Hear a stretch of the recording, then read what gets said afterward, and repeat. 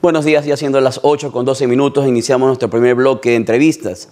Tenemos la presencia vía videoconferencia con el señor doctor Gustavo Yal Robben, guayaquileño, radicado por muchos años en la ciudad de Quito, doctor en jurisprudencia por la Pontificia Universidad Católica del Ecuador, ex ministro de Gobierno, ex presidente del Consejo Nacional de la Judicatura, una personalidad que ha tenido por una figuración pública en los últimos años, más en los últimos 15 años en el Ecuador, con la experiencia de haber dirigido al Ministerio de Gobierno. Comenzaremos ahí el bloque de preguntas. Primero, muy buenos días, doctor Yal.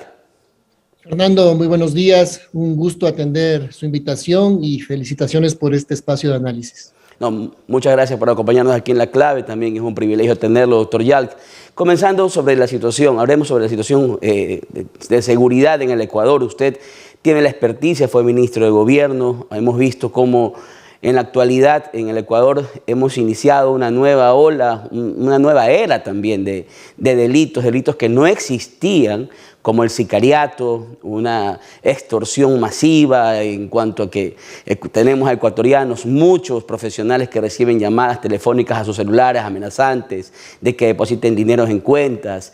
También los robos a mano armada. Se ha lanzado por parte de la Fiscalía ya un porcentaje a nivel nacional y tan solo Guayas se lleva el 42% de los robos y Pichincha el 30% de los robos a nivel nacional. Es decir, estamos sobrepasados por la delincuencia.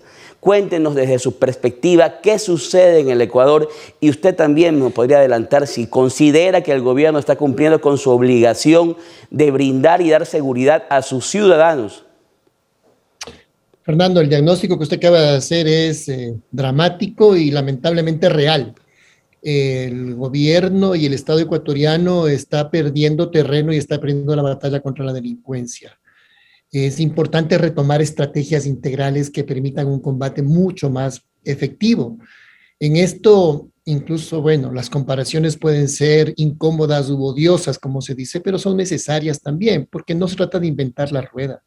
Hay que mirar lo que se hizo en el Ecuador mismo y se hace en otros países y que da resultados. El combate a la delincuencia no es fácil, no es sencilla, pero es la primera obligación del Estado hacerla. Garantizar seguridad ciudadana es la primera obligación del Estado. Yo diría incluso que es la razón por la cual se vive en sociedad. Vivimos en sociedad para protegernos, para cuidarnos y luego a partir de aquello poder desarrollar actividades económicas, poder tener acceso a derechos a salud, a educación, etcétera. Si no tenemos seguridad, no hay desarrollo humano. También es cierto que el desarrollo humano y las políticas sociales también inciden en buenos niveles de seguridad, pero viceversa es determinante. Si no hay seguridad, no hay desarrollo humano. Por eso es la principal obligación del Estado. Pero cuando el Estado está en retroceso, en retirada, entonces otros captan esos espacios. Cuando se piensa que el Estado debe ser diminuto y retirarse de política pública, entonces tenemos efectos terribles como el crecimiento de la inseguridad. Ahora bien, ¿qué se hizo? ¿Qué se debe hacer? Ecuador pasó de tener 17 homicidios por cada 100.000 habitantes en el año 2012 a bajarse a 5 homicidios por cada 100.000 habitantes en el año 2017.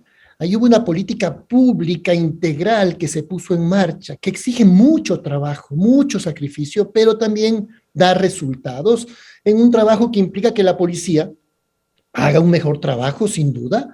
No se trata solo de mayor presencia física, no se trata de enviar 1.000 policías a Guayaquil, que se necesitan, pero no es solo eso, no es una rueda de prensa. Es una estrategia integral que pasa sobre todo por los niveles de inteligencia preventiva y desarticuladora de bandas.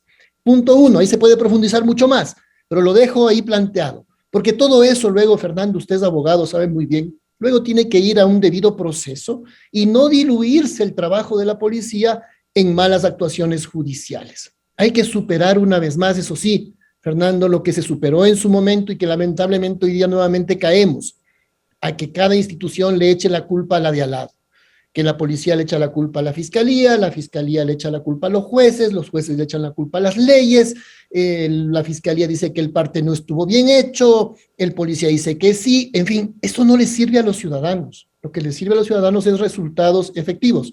Así que uno de los antídotos fundamentales contra la contra la inseguridad, es un trabajo coordinado entre instituciones, como política de Estado. pero debe ser liderada adecuadamente desde el gobierno nacional. Gustavo, usted como que me ha leído la mente, porque también vamos a dar paso a esto de echarle la culpa al otro un poquito más adelante en la entrevista. Pero primero, ¿qué tan difícil? Porque usted ha estado en estos mandos, usted tiene la experticia, usted ha tenido esta responsabilidad sobre sus hombros. Tal vez usted me pueda dar luces porque parece que fuera imposible. ¿Qué tan difícil es hacer políticas de seguridad en un gobierno? Porque pareciera que en este gobierno, y es la sensación que tenemos todos, no existen, o si existen, son tan bien hechas que nadie conoce si están en práctica. ¿Qué tan complicado es planificar la seguridad ciudadana desde un ministerio de gobierno, desde las esferas altas del poder en Quito? Por supuesto que es compleja la actividad, pero no es imposible. Además que la violencia no es una maldición para América Latina y que no se pueda superar. No, no, esto se supera. Los problemas técnicos tienen soluciones técnicas, los problemas financieros tienen soluciones financieras, los problemas políticos tienen soluciones políticas y de voluntad política para resolverlo. Pero sí es preocupante escuchar cosas como vamos a enviar a los Avengers. Esto solo demuestra indolencia y mediocridad. Discúlpenme, es gráfico el tema, es no saber dónde se está parado. Escuchar temas como, bueno, esos son ajustes de cuentas, es no querer asumir la responsabilidad de resolver el problema. Cuando uno escucha es que son problemas estructurales, es síntoma de impotencia, de no saber qué hacer, entonces se dice que es problema estructural. Si es problema estructural, hay que cambiar las estructuras, ya sea en los temas de acceso a derechos, en temas de acceso a trabajo, en temas de acceso a salud, a educación, pero fundamentalmente ya en lo que implica directamente la seguridad, a enfrentar con una estrategia, insisto, es decir, política pública. Mira, la política criminal, como sabes, Fernando, es responsabilidad del gobierno, poner en marcha la política criminal de lucha contra el crimen. Evidentemente se vuelve más difícil cuando el crimen penetra las instituciones del Estado. Yo siempre digo que cuando el Estado hace su trabajo, no hay crimen organizado que le gane. Pero cuando el Estado no hace su trabajo, o está descoordinado, o está penetrado, evidentemente no le va a ganar al crimen organizado.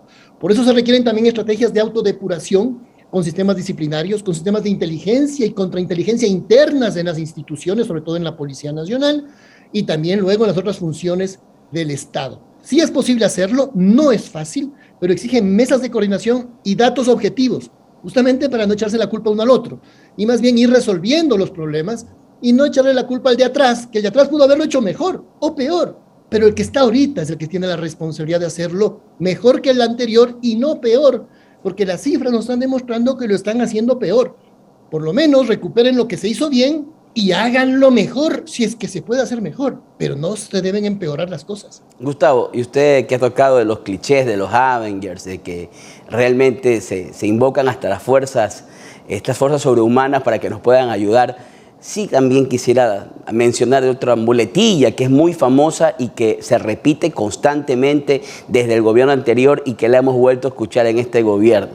La culpa es de Correa.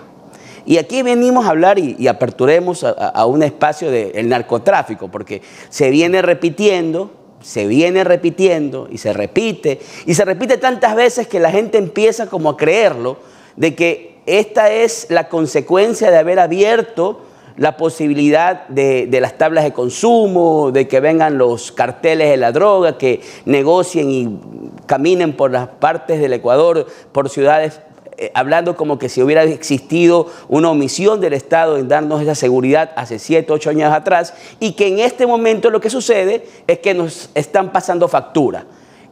¿Cuál es su opinión sobre esto? Fernando, dato mata relato. Los datos nos dicen otra cosa. Nos dicen que entre el año 2012 y el año 2017 se bajó el índice de homicidios, se bajó el robo a personas, se mejoró en definitiva el dominio del espacio público, hubo control en las cárceles ecuatorianas. Es decir, los datos nos están diciendo otra cosa muy distinta a eso de echarle la culpa al de atrás. Más bien, habría que ver qué hizo bien el de atrás para poderlo replicar e, insisto, mejorarlo. ¿Qué se hizo bien y qué los datos objetivos demuestran? Creamos en el Ministerio de Gobierno, que se convirtió en Ministerio del Interior, justo para que se dedique a la seguridad ciudadana, y la política, la realpolitik, o como la quieran denominar, está en manos de un Ministerio de la Política, para que no esté ahora justificándose el hecho de que, distraída por ver qué pasa en la Asamblea, no se ocupe de la seguridad ciudadana, cuando se trata de vidas humanas en las calles. ¿Qué se hizo? Se creó un ministerio dedicado a la seguridad interna y se creó un cuadro de mando integral, es decir, bajo la filosofía de lo que se denomina control territorial, existan responsables en cada cantón, en cada parroquia, en cada cuadra de la seguridad de los ciudadanos y se le dé los recursos para que exista ese control real. Y se va midiendo en ese cuadro de mando integral datos objetivos. Y se va mirando si la estrategia implementada da o no resultados. Si la policía comunitaria es la que hay que fortalecer o si lo que tenemos que fortalecer son los espacios de inteligencia para que la policía comunitaria tenga la información suficiente y pueda prevenir y atacar y reaccionar oportunamente. Hay toda una estrategia para hacerlo, la policía lo sabe hacer, pero se requiere el liderazgo del mando civil que oriente los esfuerzos hacia donde se los debe orientar. Y sobre el narcotráfico, que es un tema tan grande, importantísimo, las capturas siempre han habido y cada vez van increciendo esas capturas, porque también el narcotráfico y el crimen organizado no se queda de brazos cruzados. Pero esas capturas deben hacerse también sabiendo que los efectos pueden ser ajustes de cuentas y no diluir la responsabilidad diciendo, es que son ajustes de cuentas nada más. Hay que investigar cada muerte y hay que desarticular las bandas. Y una vez desarticuladas las bandas, esas bandas tienen que permanecer a la sombra y no volver rápidamente a las calles a poner en peligro la vida de los propios policías que han desarticulado esas bandas. Por eso se requiere política de Estado y entender que la seguridad ciudadana debe ser causa nacional. Aquí no debe haber colores políticos, aquí debe haber una realidad que entre todos debe ser atacada, pero con responsabilidad, no con discursos. Gustavo, para que usted tenga conocimiento, acabamos de amanecernos con un sexto decapitado en Durán, en la misma ciudad donde aparecieron 2 guindados, que fue pues público y notorio hace semanas atrás. Y así estamos aquí en Guayas. Sobre el tema que usted ha tocado, también muy importante, cuando fue pues, su administración, cuando usted viene con una experiencia de ser director ejecutivo de Projusticia, ya en el 2002, el conocimiento de la estructura, de las soluciones, para poder tener una justicia o un aparato de seguridad tal vez un poco más descentralizado. Se creó el Ministerio del Interior, muy importante, Ministerio de Gobierno, Ministerio de Justicia también en su momento, cada uno encargado de ciertas áreas muy importantes y cada una estratégicas. Vinieron los nuevos aires, vino el gobierno anterior, el actual, y todo nuevamente se unificó en el Ministerio de Gobierno, que es omnipresente. Se dirige y se encarga de la política en la Asamblea, donde acaban de perder ya la mayoría que venían teniendo hasta hace 2 semanas atrás, la seguridad ciudadana, las cárceles, es decir, tenemos que tener en el Ministerio de Gobierno a un ese sí, Avengers, ese sí tiene que ser un Avenger para poder tener esta presencia en todos lados. ¿Usted qué piensa de esta centralización nuevamente de todas las funciones en el Ministerio de Gobierno? Un terrible error institucional, de diseño institucional. Los resultados están a la vista. Se volvió al Ministerio de Gobierno cajón desastre, donde se ocupan de todo y no se ocupan de nada. El que mucho abarca poco aprieta y aprieta nada en ningún lado, y peor aún un tema tan importante como la seguridad ciudadana. Entonces, para diluir responsabilidades, se dice el de atrás, la culpa es de Correa, cuando el presidente Correa se reunía todas las semanas con su comité de seguridad, con su gabinete de seguridad. No hablo del Consejo de Seguridad Pública del Estado, que se reúne más eventualmente. No, del Consejo Operativo, del Gabinete Operativo de Seguridad, todas las semanas. Eso es lo que debe hacer el presidente de la República. Reunirse todas las semanas y cuando ya estén más normalizadas las cosas, todos los meses, para evaluar estrategias, para mirar resultados. Eso es lo que hay que hacer. Entonces fue un gran error eliminar el Gabinete de Seguridad, eliminar el Ministerio de Justicia, el Ministerio Coordinador de la Seguridad, un tema tan sensible que, insisto, es la primera obligación del Estado. Y deben entender que si no hay seguridad ciudadana, no habrá otro tipo de desarrollos en el ámbito del desarrollo humano, económico y social. Es no ocuparse de la seguridad ciudadana, es no entender para qué se está en un cargo público. Entonces hay que volver a lo que dio resultados. Liderar el tema de seguridad ciudadana, ocuparse de aquello semana tras semana, reunirse todos los lunes, todos los miércoles, el día que escojan, pero reunirse, a mirar datos, a evaluar estrategias, a ver qué pasó con la banda desarticulada, a coordinar con Fiscalía, si es el caso, porque puede decir, que la Fiscalía tuvo la culpa. Muy bien, nos reunimos con Fiscalía y vemos qué pasó. si estuvo bien porque la fiscalía puede decir, no, es que el parte estuvo mal, no llegó a tiempo, se quemó la flagrancia y no se pudo hacerlo. Perfecto, es que no vino el juez.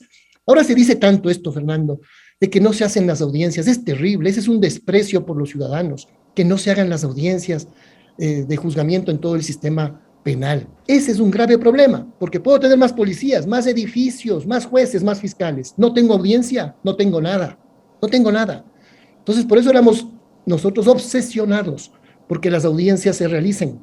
Y por eso bajamos de un índice de 40% de audiencias fallidas a 3% de audiencias fallidas. ¿Cómo? Coordinando, trabajando duro, no 8 horas al día, 16, 18 horas al día, en todo lo que significa la coordinación interinstitucional con un objetivo central en el ámbito de la justicia, que las audiencias se hagan, porque me puedo mandar 1,000 jueces más a Guayaquil o tener 5,000 más jueces en el Ecuador. Si no se hacen las audiencias, no tengo nada. Y eso no se ha entendido. Y las justificaciones son absurdas. Que el fiscal estuvo convocado a 2 o 3 audiencias al mismo tiempo. ¡Qué absurdo! Eso nosotros lo heredamos y lo resolvimos. Porque no es posible que un fiscal esté convocado a 3 audiencias al mismo tiempo. Eso es una ridiculez. Gustavo. Había jueces, Fernando, que se convocaban ellos mismos a 2 o 3 audiencias, ellos mismos, para ver si alguna se instalaba. O sea, ese nivel, perdóname, de tontería se había llegado y se ha vuelto, lamentablemente, en el sistema de justicia a ese tipo de prácticas que diluyen cualquier esfuerzo. Gustavo, a ver, usted estuvo como presidente del Consejo de la Judicatura por 5 años, de 2013 al 2018. Usted es reconocido porque realmente el sistema judicial, la función judicial, tuvo un paso evolutivo. Usted es reconocido como el arquitecto. Realmente fue ese consejo el que marcó la pauta de una nueva administración de justicia, y eso hay que reconocerlo, y lo reconocen todos los profesionales, no tan solo los que están en el libre ejercicio, sino los mismos judiciales. Fue una transformación del sistema de justicia, con una infraestructura conforme a lo que demanda la ciudadanía, con jueces que comenzaron a cumplir con su trabajo de audiencias. La Fiscalía se encontraba efectivamente siempre, ¿no?, atenta a cumplir. Hubo una transformación, eso los números lo respaldan. Sin embargo, en la actualidad, porque también hay que hablar de lo que se hizo bien y se mantuvo y tal vez evolucionó, pero también hablemos de lo que se hizo bien. Tanto nos costó a los ecuatorianos, Gustavo, tener una administración de justicia decente, para comenzar decente, porque antes eran colas incalculables para poder entrar, de personas para poder tener y presentar un solo escrito, y luego vino todo lo que es la parte evolutiva del internet, la digitalización, audiencias grabadas, inclusive en video. Se sintió ese espaldarazo de la justicia, pero en este momento las unidades se caen a pedazos. Los ascensores que tanto realmente sirvieron para que personas discapacitadas puedan acceder a la justicia no funcionan. Los aires ya no existen. Aquí, al menos en la costa, es un infierno, Gustavo, irse a una audiencia, sentarse 7, 8 horas, salir realmente fastidiado y tampoco poder culpar tanto al sistema, porque el sistema no puede trabajar en estas condiciones. Entonces, ¿cuál es la respuesta que nos dan? No hay presupuesto. Ya no tenemos los presupuestos millonarios que había en el tiempo de Correa, donde existió un petróleo de $100 el barril, porque eso es lo que nos dicen. Pero ahora vemos que sí, que tenemos un petróleo a $130 el barril y tenemos unidades judiciales donde no hay papel y tinta. Entonces, ¿cuál es la realidad? ¿Cómo podemos transformar? ¿Qué está sucediendo? ¿Qué fue lo que pasó para que lleguemos a este caos en el sistema judicial? Nuevamente. Fernando, su indignación refleja la indignación de todos los abogados en libre ejercicio. Esta es una realidad, es lamentable. Primero le agradezco el comentario inicial. Le aseguro que no fue por generación espontánea, fue producto de un trabajo enorme los resultados que se pudieron hacer, de mucho sacrificio y de mucho gusto poderlo hacer también. Se contaron con los recursos, porque el gobierno del presidente Rafael Correa, más allá de lo que se diga y ese eslogan falso de la metida de mano a la justicia, que solo fue un eslogan para afectar a su gobierno, lo que sí hizo fue entregar recursos a la función judicial para poderlo hacer. Y esto del petróleo también es una falacia, porque recuerdo, por ejemplo, un dato: en el año 2016, con un petróleo a $36, se invirtió en seguridad de cárceles 116 millones y no hubo ni un muerto. Hoy, con un petróleo superior a los $100, se ha hecho como gran pompa la presentación de un plan de seguridad interna en las cárceles y de acceso a derechos por 25 millones.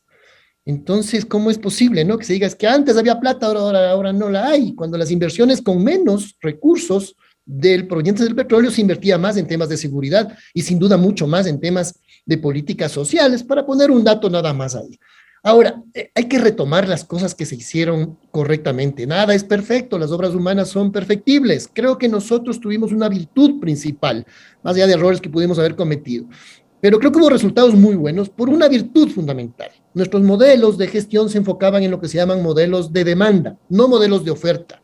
No de un funcionario sentado en un escritorio pensando que esto es lo mejor que hay que hacer por los ciudadanos. No, los modelos de demanda. Es decir, ¿qué necesita el usuario? ¿Qué necesita el abogado?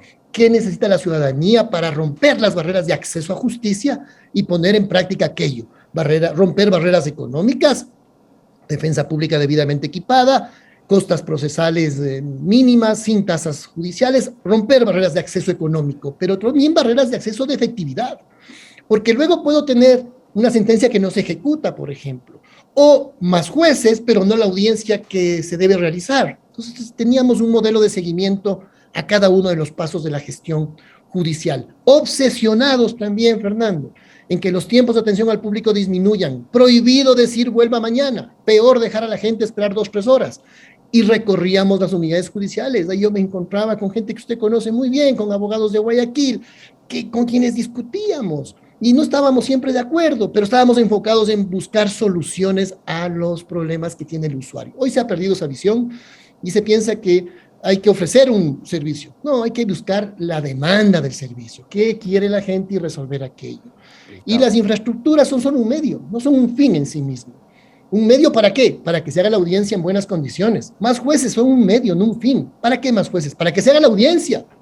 Más fiscales, ¿para qué? Para que se investigue el delito y se lleve un caso sólido y se haga la audiencia. Insisto en esto de que se haga la audiencia, Fernando, porque si no hay audiencia, no hay administración de justicia en un sistema oral, que nosotros con gran éxito, perdón ahí la falta de modestia, pero es que el ejemplo de la transformación del sistema procesal ecuatoriano, del sistema escrito, obsoleto, sin soluciones, por más jueces que se pongan, al sistema oral, fue un referente a nivel regional latinoamericano. Uruguay se demoró 10 años en hacerlo y es un referente.